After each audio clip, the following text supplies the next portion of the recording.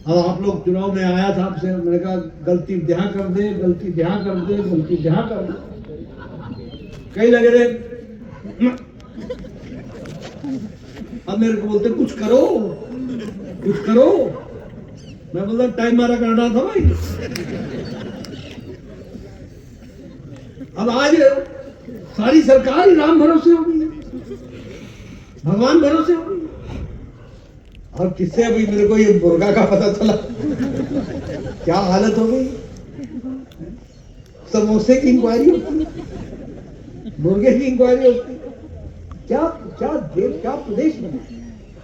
लेकिन मैं आपके सामने ये इसलिए बताना चाहता हूं कि आज चाहे विकास की बात करो, गांव की बात करो, हर दृष्टि से अभी प्रधानमंत्री गरीब कल्याण अन्न योजना की बात, 80 करोड़ की जनता को 5 किलो गेहूं, चावल, दाल, हमारे हिमाचल प्रदेश में 28 लाख परिवारों को मिल रहा है। अब ये छोटी घटना है क्या? भारत की गरीबी के में 25% लोग आज गरीबी की रेखा से ऊपर उठ चुके हैं और भारत की अति गरीबी 1% से भी कम आ गई। ये इसका फर्क है। आप बताइए, आपका ये हमारे जयराम जी ने हिम केयर शुरू किया था। मैं स्वास्थ्य मंत्री हूं, मेरे को कहना पड़ा पीजीआई को कि भाई ये मेरा प्रदेश है, थोड़ा टाइम दे दो, इनको चिट्ठी लिखो, इनके बिल नहीं आ रहे, 14.5 करोड़ रुपए का भुगतान करना अब पीजीआई को के ऊपर आ गया है। मेरे हाथ भी बंधे हुए हैं कि जानते हुए भी अगर आप इलाज करते रहोगे तो सीएजी का पैरा किस पर बनेगा। तो मैंने कहा इनको चिट्ठी लिखो, भाई ये हिमाचल प्रदेश मेरा है, बंद मत करो। लेकिन मैं हिमाचल की वर्तमान सरकार को चेता रहा हूं कि आपसे हिम केयर नहीं चल रहा, आयुष्मान भारत के आप बिल का पेमेंट नहीं कर पा रहे, और इधर प्रधानमंत्री मोदी जी ने 70 साल से ऊपर के हर व्यक्ति को, किसी भी जाति का, किसी भी धर्म का, किसी भी इलाके का, 70 साल से ऊपर का हर व्यक्ति उसको, और वो किसी भी आमदनी का हो, अमीर हो, गरीब हो, किसी भी आमदनी का हो, उसको 70 साल के बाद तो जिंदगी, जब तक वो अंतिम सांस नहीं लेगा तब तक उसको 5 लाख रुपए का हेल्थ कवर हर साल मिलता है। और मैं सभी बुजुर्गों से निवेदन करूंगा कि आप अपना हेल्थ कार्ड बनवाइए, आप आयुष्मान का कार्ड बनवाइए और 70 साल से ऊपर का 5 लाख रुपए का इलाज का मुफ्त व्यवस्था कीजिए। लेकिन आयुष्मान भारत आज दुनिया का सबसे बड़ा कार्यक्रम बन गया है। अभी मैं आंकड़े देख रहा था कि अभी 355 करोड़ रुपए देना बाकी है, 355 करोड़ हिमाचल की सरकार। हमारे आउटस्टैंडिंग जो बिल है वो 355 करोड़, और ये हमारी बहनों को देंगे 1500 रुपये हर महीने। जो क्या मिले तो मैं यही बोलूंगा कि मेरे दिमाग में जो क्या हो गया, और क्या बोलूंगा, मेरा भेजा खराब हो गया क्या? क्या चाहिए? और मैं यहां की भी बात करूं, देखिए मैं बार बार बोलता हूं, जब जब बीजेपी आई है तब तब लोगों के जीवन स्तर में विकास हुआ है, तब तक। और मैं दम के साथ बोलता हूं, आपने मुझे 1994 में विधायक बनाया था, मैं आपके घर घर गया था, आपके घरों में जाने के लिए मैंने हर गांव को पैदल नापा था, और जब मैं 98 में आपके पास मिलने गया तो 95% से ज्यादा गांव में मैंने पक्की सड़क पहुंचा दी। ये कैसे हुआ था? ये इसलिए हुआ था कि प्रधानमंत्री अटल बिहारी वाजपेयी जी ने उस समय प्रधानमंत्री ग्रामीण सड़क योजना शुरू की थी। और मैं जमीन से जुड़ा हुआ आदमी हूं, मुझे याद है विधानसभा में रंगीला राम राव जी और कौल सिंह जी, बहुत से लोगों को ये नाम भी भूल गए होंगे, ये दोनों मेरे को मिलने आए।